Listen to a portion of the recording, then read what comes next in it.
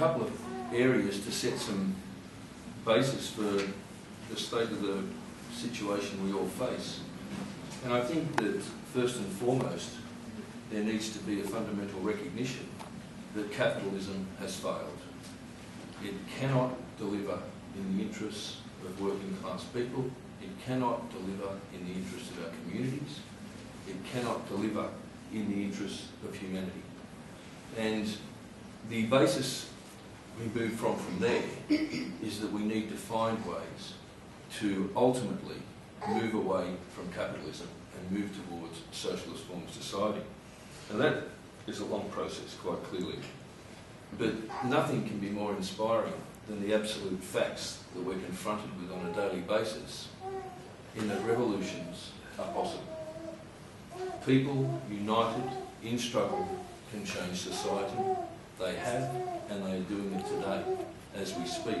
And we should be inspired from that and work towards those particular set of circumstances when the specific material conditions arise.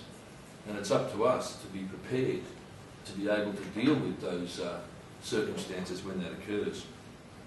Currently we're suffering a deep economic crisis, an absolute crisis of capitalism, a crisis of overproduction accentuated by increased expansion of debt burden. More and more people are owing more money.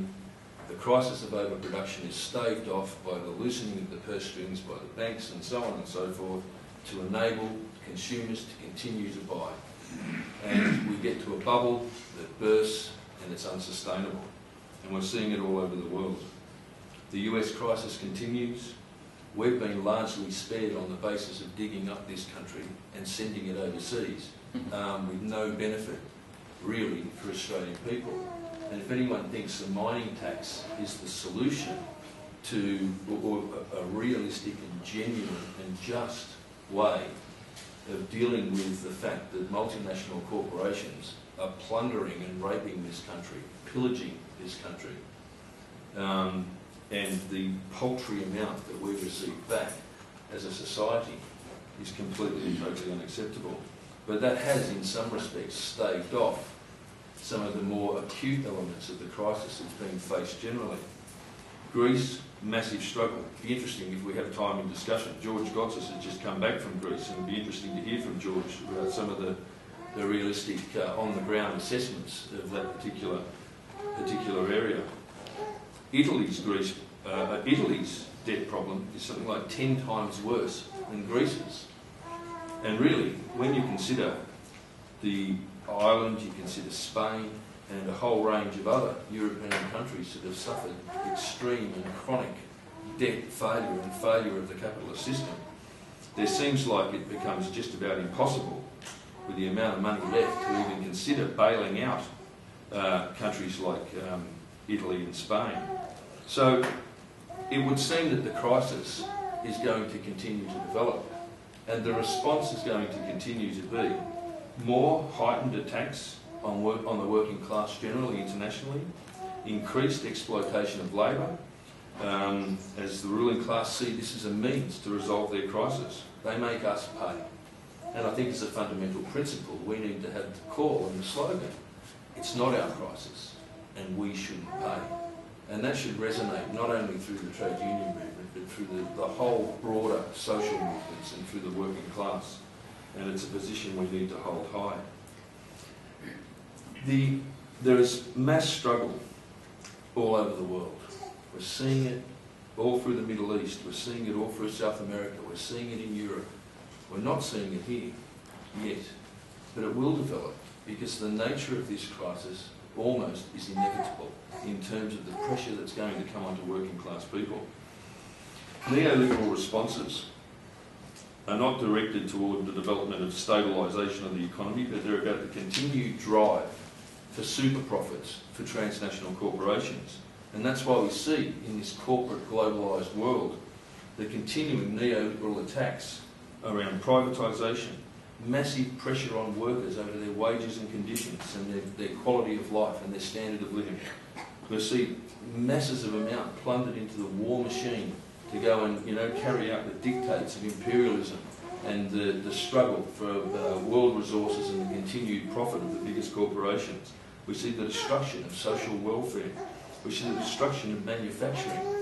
And we feel this very acutely in the maritime industry, particularly in the shipping area, where we're subjected to competition from the absolute most exploited labour in the world, for seafarers from all over the world who work for absolutely minimal amounts of money and very poor conditions. Which brings us to another question we need to deal with, and I'll touch on some of the questions of how we need to differentiate between class and race, which is incredibly important when we're dealing with questions of offshoring industries, the destruction of our own manufacturing industries, and competition with foreign workers. Because what the bosses want, they want us fighting other workers in other countries, and we must resist that, and we have to identify that the problems we face are the problems that the capitalist system throws up. They are the problems that are inherent in the nature of capitalism and in the nature of the system. Everyone here would be thoroughly conversant with the whole movement around the 99%. And some of the figures, the US-based figures, are incredibly interesting. And I think they reflect a position that's similar in Australia, although I haven't been able to come across the same level of research in Australia to identify that same level of concentration of wealth. Where we talk about in 2007 figures, where the top 1% own 42% of the country's financial wealth, while the bottom 8% only owned 7%. The top 1% of Americans take home 24% of national income. Top 1% of Americans own half of the country's stocks, bonds and mutual funds. The top 1% of Americans only own 5% of the nation's personal debt. And it's mostly working people who suffer that debt burden.